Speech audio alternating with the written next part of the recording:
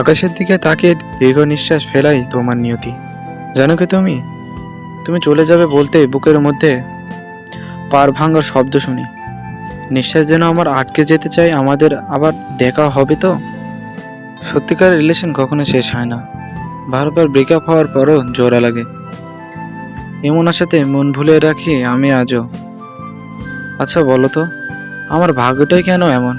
অল্প সময়ে কারো আপন হয়ে যায়, আবার অল্প সময়ে পরও হয়ে যায়। মানুষ সব কিছু সহ্য করতে পারে, কিন্তু প্রিয়জনের অবহেলা সহ্য করতে পারে না। দোষ না করে সবসময় সরি বলছি, তাও তুমি কখনোই আমাকে আগলে রাখতে চাওনি। শুনেছি অযোগ্যকে যোগ্য বানানো সম্ভব, তবে বিশ্বাসঘাতককে বিশ্বস্ত বানানো অসম্ভব। আজ তোমার কারণে এই কথাটা বিশ্বাস করতেও খুব ইচ্ছা করতেছে। মাঝে মাঝে মনে হয় বেঁচে আছি কেন?